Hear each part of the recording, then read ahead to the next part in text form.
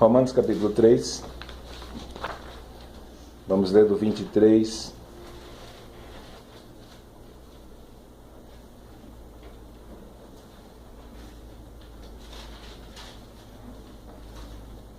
até o 28.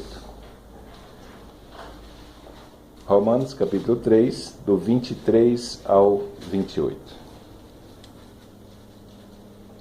Está escrito: porque todos pecaram e destituídos estão da glória de Deus, sendo justificados gratuitamente pela sua graça, mediante a redenção que está em Cristo Jesus, ao qual Deus propôs como propiciação pela fé no seu sangue, para demonstração da sua justiça, por ter ele, na sua paciência, deixado de lado os delitos outrora cometidos, para demonstração da sua justiça nesse tempo presente, para que ele seja justo e também justificador daquele que tem fé em Jesus. Onde está logo a jactância? Foi excluída. Por que lei das obras? Não, pela lei da fé. Concluímos, pois, que o homem é justificado pela fé sem as obras da lei. Então vamos orar. Deus amado, nós queremos colocar a nossa vida diante de Ti. Nesse dia, Senhor, em que nos reunimos, Senhor, para relembrarmos, ó Deus, da obra que o Senhor realizou, Deus, obra tão poderosa, Deus, que trouxe libertação para a nossa condição de pecador, Senhor. E todos os castigos, Senhor, toda a pena que os nossos pecados mereciam. Nessa noite, nós estamos aqui reunidos, Senhor, olhando para o passado, olhando para a cruz e vendo nela, Senhor, a solução para o nosso problema, Senhor, chamado pecado, para o problema da nossa culpa, Senhor, e para o problema da nossa pena, que foi solucionado de maneira definitiva pelo Teu Filho na cruz. Por isso, ó Deus, que a Tua palavra venha encontrar o nosso coração como aquele solo bom, que pela ajuda do Teu Santo Espírito nessa noite, o Senhor venha iluminar o nosso entendimento, para compreendermos essa obra maravilhosa que o Senhor realizou, Deus. Nós pedimos ao Senhor que seja conosco, pedimos ao Senhor que o Senhor nos ajude nessa noite, te pedimos em nome de Jesus. Amém. A epístola do apóstolo Paulo aos Romanos, ela é qualificada assim por alguns estudiosos como o livro mais profundo que existe. Alguns estudiosos chegam a dizer que quem estuda a carta de Paulo aos Romanos faz um curso de teologia completo, principalmente no que diz respeito às verdades concernentes à salvação. Talvez, depois do Evangelho de João, não exista um livro tão claro como esse. Temos um livro menor, a carta de Paulo aos Gálatas, que nós chamamos de resumo da Epístola de Romanos. Então é uma repetição dos ensinamentos da Epístola aos Romanos, só que de uma maneira mais condensada e de uma maneira mais básica e objetiva. Então aqui nessa carta, o apóstolo Paulo, ele escreve para a igreja de Roma com a intenção de se apresentar à igreja. Eu sempre digo que isso aqui é o currículo vitae de Paulo. Ele não é conhecido na igreja de Roma, nunca foi lá. Só que Paulo, agora que nós estamos estudando Atos dos Apóstolos, estamos na segunda viagem missionária, vamos chegar à terceira viagem missionária, e chega um momento em que Paulo, nessas viagens, ora para um canto e para o outro, para o norte e para o sul, para o leste e oeste, naquela região que ele fez as viagens missionárias, não lembra de uma só cidade, de um só lugar onde ele não tinha pregado o Evangelho. Então, quando Paulo olha para um lado e para o outro e vê que ele pregou o Evangelho em todas as localidades conhecidas, ele não pensa em se aposentar. Mas o que é que ele diz? Ele quer agora pregar o Evangelho onde o Evangelho não foi ouvido. Ele faz um plano: eu quero ir para a Espanha. Lá no final do capítulo ele vai deixar isso claro.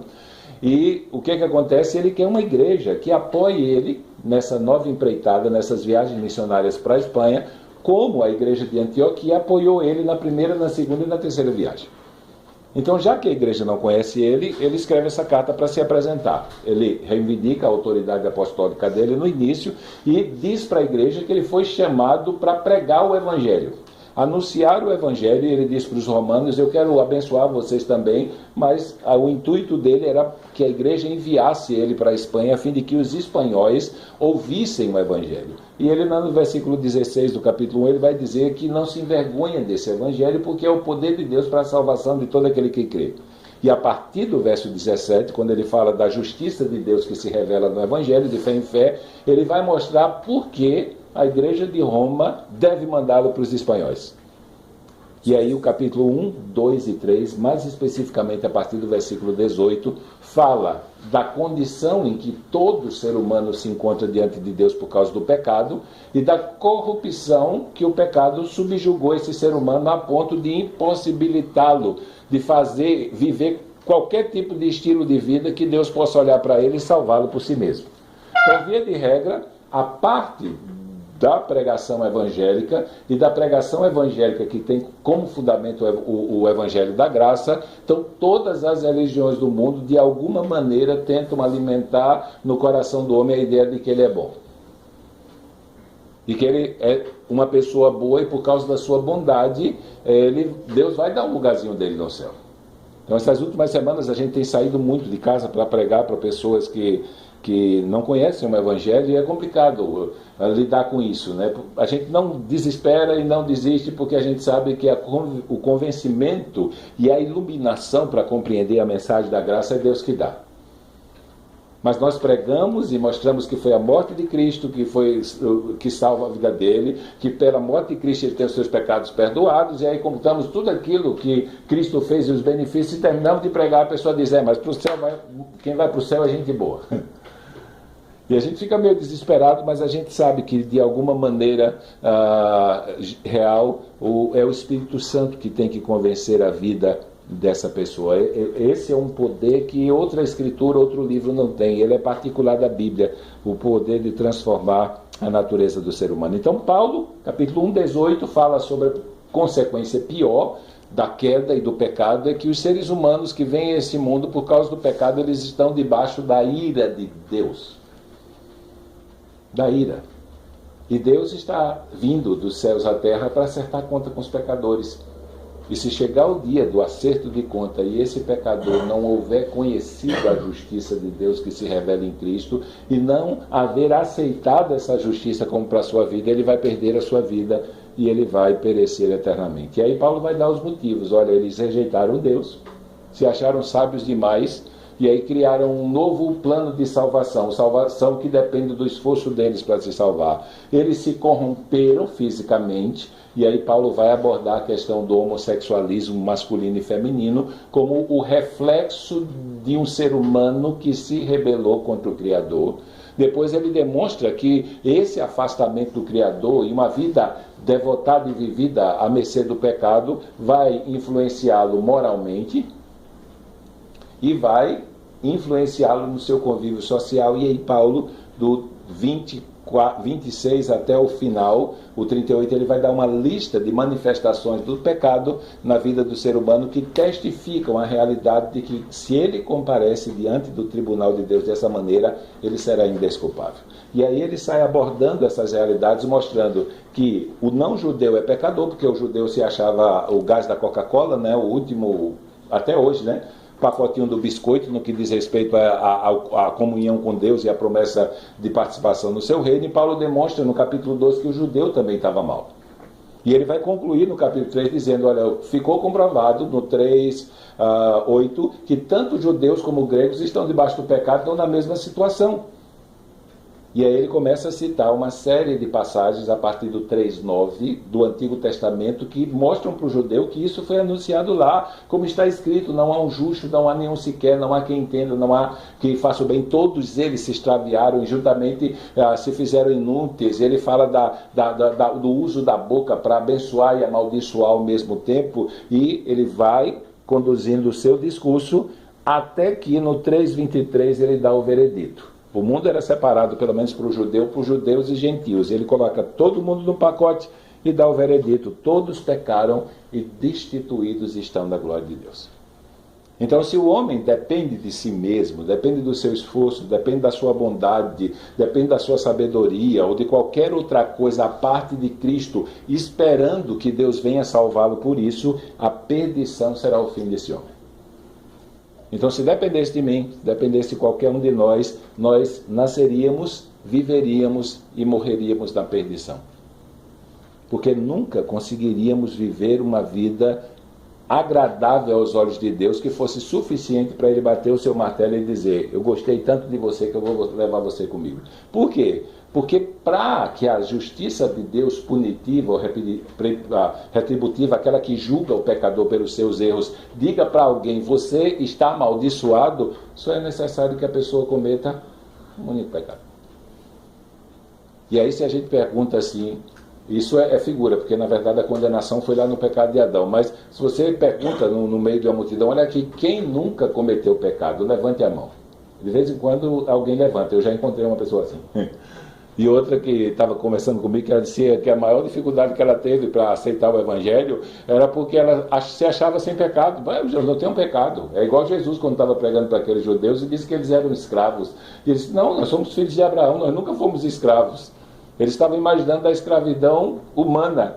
E Jesus estava falando da escravidão do pecado que afastava eles de Deus. E aí Jesus se apresenta como aquele que foi enviado para estabelecer o caminho de reconciliação entre o homem e Deus. E quando ele chega no capítulo 10, falando da figura do pastor e do supremo pastor, ele diz que ele é o pastor das ovelhas, que conduz as ovelhas para o aprisco de Deus. E na segunda metáfora ele diz que eu sou a porta. Era aquele que conduzia as ovelhas para o aprisco de Deus e guardava essas ovelhas para que os inimigos não viessem arrebatá-la.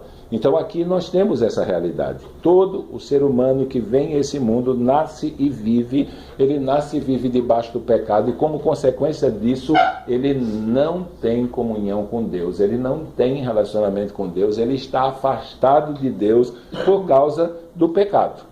Então se dependesse da raça humana, infelizmente todos aqueles que vieram a esse mundo depois de Adão, nasceram, viveram e morreram, estariam no inferno. Então a esperança simplesmente haveria acabado. Só que o Deus que criou todas as coisas, ele não abandonou os seres que ele criou. E aí a partir do versículo 24, Paulo apresenta o plano que Deus estabeleceu. E por causa desse plano nós estamos aqui reunidos para celebrar a ceia. Já que eu não tenho condições de fazer o suficiente para me salvar, o que foi que aconteceu? Deus me amou tanto, Ele amou tanto e amou a gente tanto que Ele veio dos céus a esse mundo para realizar a obra que a gente não podia. E Ele realizou a obra, Ele consumou a obra e aí a salvação se tornou possível para pecadores como nós e como é dito no Evangelho, o reino de Deus se tornou ao alcance das nossas mãos. E aí Paulo vai dizer, todos pecaram e destituídos estão da glória de Deus. Então, se depender das obras do ser humano, das boas obras, ele está fadado à perdição. Não existe possibilidade dele se salvar porque ele é um pecador. E para ser salvo pelo bom comportamento, diante da santidade de Deus, tem que ser nota 10. Eu tenho que viver, nascer e morrer sem nunca ter cometido um só pecado. Uma vez eu estava pregando sobre isso, quando eu cheguei nesse ponto, uma pessoa levantou a mão e disse, mas se for assim, está tudo perdido. Não tem esperança para ninguém. Eu disse, olha, preguei certo até agora. Mas a gente sempre diz uma coisa, para que a boa notícia ecoe no ouvido do pecador, é necessário que você dê a má notícia. Então ele precisa estar consciente que se depender dele, ele vai se perder. Agora, se ele confiar em Deus e naquilo que Deus fez para salvar a sua vida, aí sim a condição muda. Então a primeira coisa que o pecador tem que fazer é abrir mão da autoconfiança. É abrir mão da confiança em si mesmo como alguém capaz de produzir algo que vai fazer Deus salvá-lo por causa dele, que ele produziu. Normalmente, quando as pessoas chegam com esse discurso para a gente gente tem que ser gente boa, porque o céu é lugar de gente boa e tal, e a gente pergunta para ela, então há possibilidade de alguém ser bom desse jeito? E elas caem na bobagem de dizer, E a gente pergunta para ela, então se há possibilidade do ser humano ser bom o suficiente para Deus salvá-lo, por que é que Jesus teve que vir a esse mundo sofrer na cruz? Aí eles travam, porque eles não têm resposta. Se eu tivesse condições de ser bom o suficiente para Deus me levar para o céu por isso, por que o filho dele tinha que vir a esse mundo assumir o corpo e sofrer tudo aquilo? Se eu posso, então ele não precisaria vir. Agora, se ele veio, é porque nenhum de nós poderia. Então o veredito para a nossa vida, como seres humanos normais, vocês estão falidos. Não há sabedoria, não há força, não há inteligência que possa levar vocês a criar um caminho que possa restaurar a comunhão com Deus. Mas, lembrando de João 3,16, que Deus amou o mundo de tal maneira que deu o seu Filho unigênito para que todo aquele que nele crê não pereça, mas tenha vida eterna. Então Paulo vai mostrar o que foi que Deus fez. Então, primeira coisa, eu preciso reconhecer que como pecador eu não posso me salvar. E aí vem a boa notícia de Deus. Deus fez uma obra que salva a sua vida. Se você crê no que Ele fez, então Ele perdoa os seus pecados, purifica os seus pecados e dá a vida eterna para você.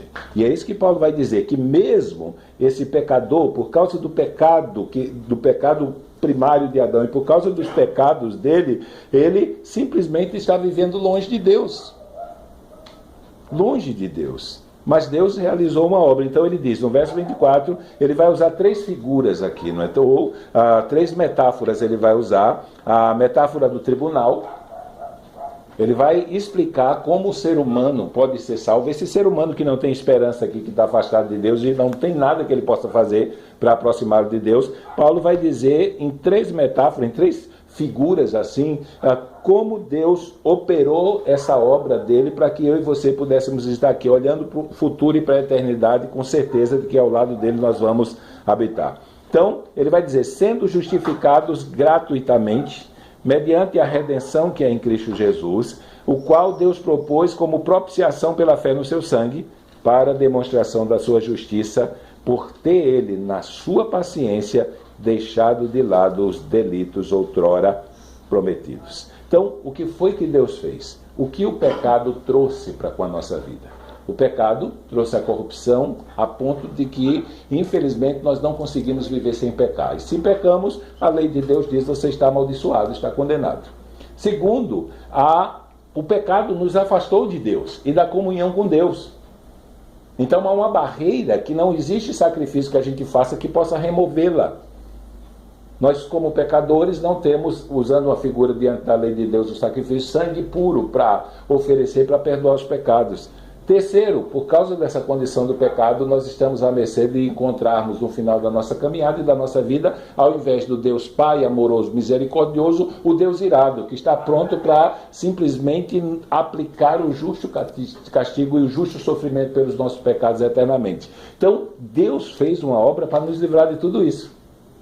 E a primeira coisa que Paulo apresenta aqui é que quando Deus enviou o seu Filho e ofereceu o seu Filho na cruz, quando um pecador crê nele, Deus absolve ele da culpa e do castigo do pecado que ele merecia. Então você, como pecador, eu como pecador, merecemos ser punidos por Deus e receber o veredito de culpado. Mas por intermédio de Jesus Cristo, quando cremos nele, o Deus que é o juiz de todas as coisas, diz que eu estou absolvido e que a pena está cumprida. Então, justificação é justamente esse ato de um tribunal, quando ele vai, no final do julgamento, dizer o veredito do réu. Então, o que é que ele diz? Ele pode dizer que o réu está condenado ou que o réu está absolvido. Ele pode enviar o réu para a prisão ou dizer que ele está livre. Então, nesse sentido, por causa dos nossos pecados, Deus está vindo acertar conta com os pecadores para derramar sua ira sobre eles. E aí o que é que acontece? Quando cremos em Cristo, nós estamos livres disso. Por que motivo? Porque Cristo assumiu o nosso pecado e a nossa culpa, e porque assumiu o pecado e a culpa, ele recebeu o castigo que nós merecíamos. Então, com a lei de Deus, por causa de Jesus Cristo, nós estamos sancionados.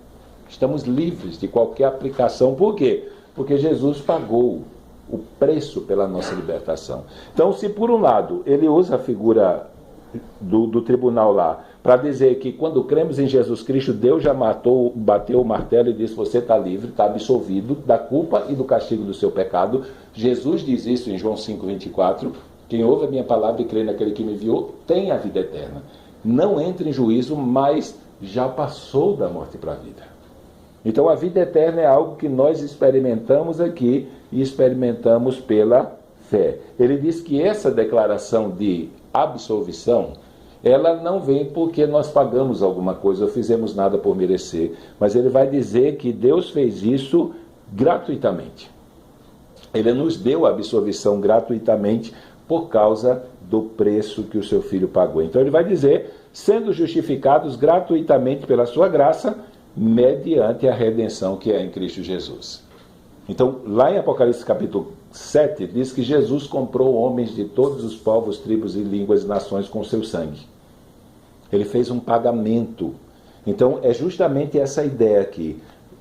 segunda figura, a segunda metáfora do mercado de escravos. Então, o que foi que aconteceu? Nós estávamos debaixo da escravidão do pecado e, como consequência disso, tínhamos culpa diante da lei de Deus e, por causa da culpa, nós seríamos castigados. Jesus Cristo vem, toma o nosso lugar e paga o preço para que nós sejamos libertos da culpa e do castigo. Ele recebe sobre si isso. Então, ele nos liberta para que nós sejamos livres. E por que motivo essa liberdade vem? Deus, ele não vai cobrar a mesma conta de nós duas vezes. Então nós tínhamos uma promissória de dívida lá, uma dívida impagável.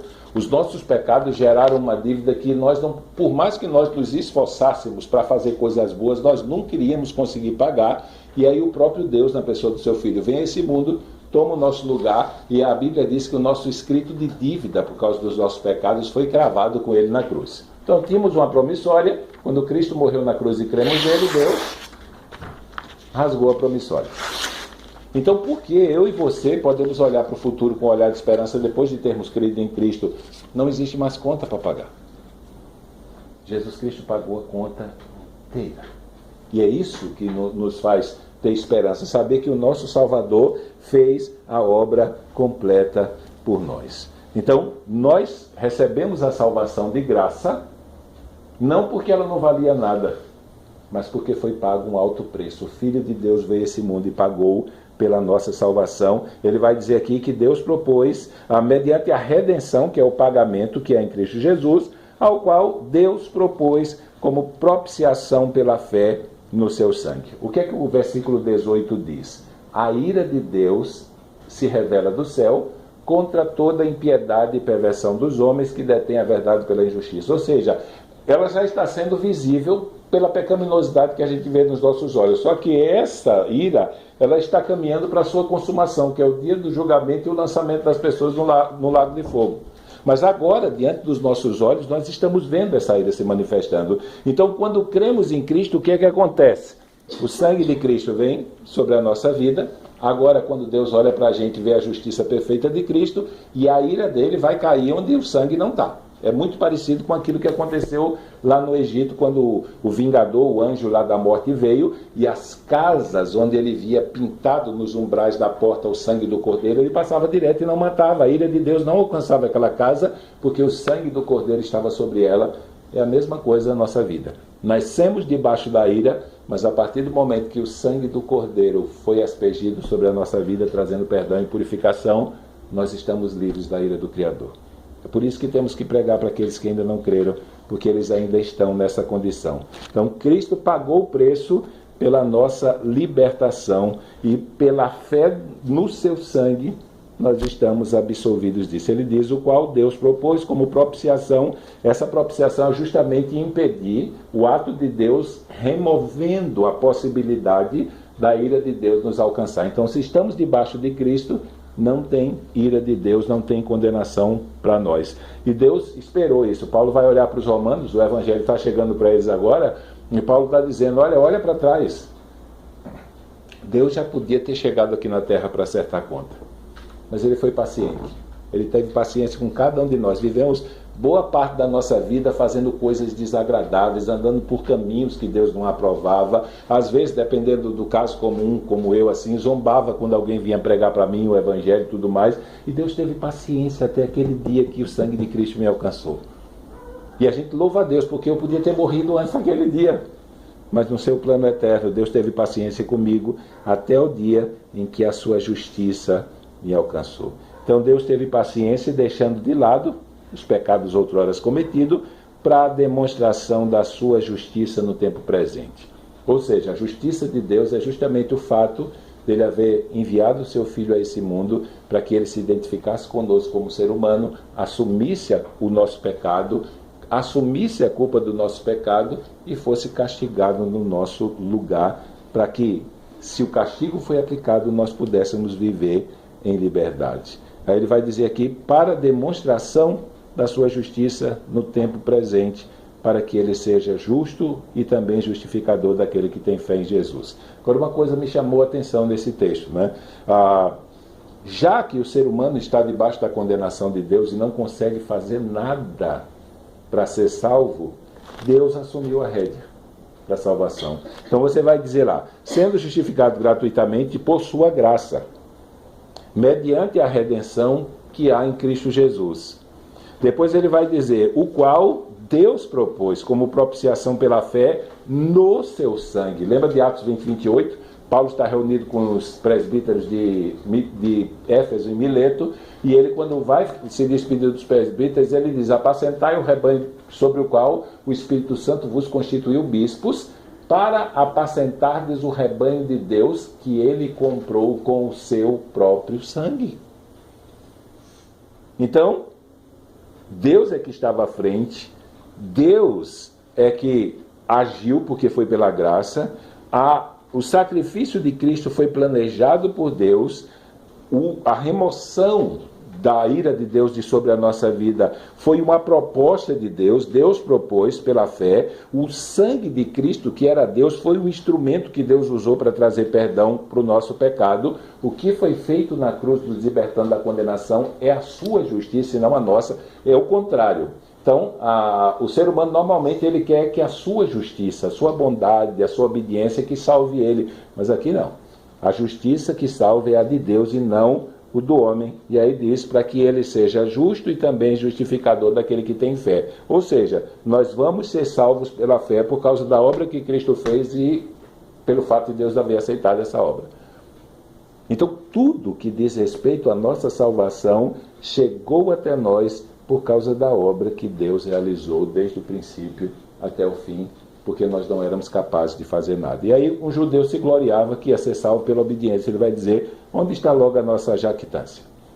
Existe alguma coisa que nós podemos olhar em nós, bater no peito e dizer, olha, Deus vai me salvar porque eu sou bom, eu faço isso e faço aquilo? Paulo diz, não, foi excluído. Deus, ele promoveu, por amor de nós, ele promoveu e realizou toda a obra que era necessária para que a gente fosse salvo. E a única coisa que pela ajuda dele a gente exerce para ver essa salvação aplicada é nós acreditarmos que ele fez isso. Então, se nós cremos que a obra que Jesus Cristo fez na cruz do Calvário foi a prova de amor de Deus salvando nós pecadores, então Paulo vai dizer aqui, onde está logo a jactância, o motivo de glória humana? Foi excluída. Por que lei? Das obras? Não. Pela lei da fé, concluímos, pois, que o homem é justificado pela fé sem as obras da lei. Então, como tudo foi feito por Deus, nós temos segurança. Estava dizendo um dia desse, se deixasse 0,01% para a gente se perdia. Mas Deus foi tão bondoso que consumou a obra. Ele realizou toda a obra que era necessária para a nossa salvação. E aí, essa obra de Jesus Cristo nos libertou do pecado, da culpa do pecado e do castigo do pecado. É por isso que nós podemos não apenas viver certos de que aquela promessa que ele deu, eu vou estar com vocês todos os dias até a consumação dos séculos. A promessa de que seu Espírito viria habitar em nós para nos ajudar nas nossas fraquezas e de degrau em degrau, de glória em glória, progressivamente ele ia santificar a nossa vida para que no final nos entregasse perfeito. A certeza do que Paulo diz em Filipenses 1,6, de que Deus começou a boa obra em nós. E ele não disse, agora você faz a sua parte, como é muito comum a gente ouvir o falso evangelho hoje, olha, Jesus fez a parte dele, a gente tem que fazer a nossa. Não foi isso que Paulo ensinou. Paulo diz, olha, eu estou bem certo, que aquele que começou a boa obra em vós, ele há de completá-la até o dia de Cristo. Por isso que lá em 1,17 de Romanos, ele vai falar sobre essa obra de Deus, enviando o seu Filho para a cruz, que ele chama de justiça de Deus, e diz que no Evangelho se revela a justiça de Deus de fé em fé. Como está escrito, o justo viverá da fé. Então, por toda a nossa vida, desde o princípio da nossa experiência com Cristo até o final da nossa vida, nós vamos viver acreditando que foi Cristo que nos deu essa salvação como presente. E é Cristo quem começa a boa obra em nós. E Ele prometeu que vai completar no dia em que vai nos entregar perfeito para Ele. Então a nossa vida é vivida dessa maneira. Eu creio hoje, creio amanhã, depois de amanhã, e continuo crendo até o dia em que eu encontrar com Ele, quer pela vida, quer pela morte. Então, nesse sentido, nós somos o povo mais seguro do mundo. Somos seguros com a companhia de Deus aqui e somos seguros que vamos ter a companhia eterna dele lá. Então, quando comemos desse pão e bebemos desse cálice no momento da ceia, nós estamos afirmando isso. Nós fazemos parte desse grupo de pecadores aqui, que estavam debaixo da ira de Deus, mas Deus amou tanto eles, que pegou a ira deles, lançou sobre o seu Filho e agora está conduzindo o seu povo para habitar com ele eternamente. Tudo isso porque o Filho dele veio a esse mundo e morreu por nós na cruz. E só. Não existe mais espaço para nada. É só a obra de Cristo. Ela foi suficiente, ela foi poderosa, ela é eficaz para salvar o pecador e ela foi definitiva. Então vamos orar. Vamos agradecer a Deus. Então, quando você come desse pão e bebe desse cálice, você está dizendo: eu creio de todo o meu coração que essa obra alcançou a minha vida. E quando eu encontrar com Cristo, quer pela minha partida pela morte, ou quer pela vinda do seu reino, eu vou estar no meio do povo que ele vai levar para habitar com ele. Simplesmente porque Deus fez a obra que é poderosa para me garantir isso. E eu creio nisso. E se crê nisso, a Bíblia diz, isso basta, você está salvo. Pai amado, nós queremos te agradecer por essa obra tão gloriosa e pelo memorial que o Senhor estabeleceu, a fim de que nós não esquecêssemos dela. O Senhor ordenou que quando nos reuníssemos em Teu nome, ó Deus, nós celebrássemos, Senhor, esse momento, Senhor, partindo pão e comendo, Senhor, tomando o cálice e bebendo, Senhor, a fim de que nós venhamos nos lembrar que o castigo que nós merecíamos, Senhor, e que nos afastava de Ti, nos colocava numa posição de inimigos, o Senhor lançou sobre Jesus Cristo na cruz. E o pecado, Senhor, que nos afastou de Ti, nos colocou debaixo da Tua ira, o sangue do Teu Filho trouxe perdão para ele e purificação. Por isso, nessa noite, Senhor, ao celebrarmos a ceia, ao comermos esse pão e bebermos desse cálice, que esse ritual, Senhor, esse memorial que foi estabelecido para que nós pudéssemos olhar para trás e enxergarmos a cruz, vermos o poder da cruz operando na nossa vida e olharmos para a eternidade com esperança, sabendo que o poder da cruz vai nos conduzir até dentro do Teu reino, Senhor, sem permitir que nós fiquemos pelo caminho. Nós queremos Te louvar, Senhor, e que isso de verdade venha trazer aquela alegria espiritual, Senhor, que só a obra de salvação pode conferir a um pecador. Por isso, que o Senhor seja com a nossa vida, com a minha vida, com a vida dos Teus filhos nesse momento, e que o comer o pão e beber o cálice seja a expressão da nossa fé na obra que o Seu Filho realizou para salvar a nossa vida. Por isso, Te agradecemos por essa obra, Senhor, e por esse sacrifício, em nome de Jesus.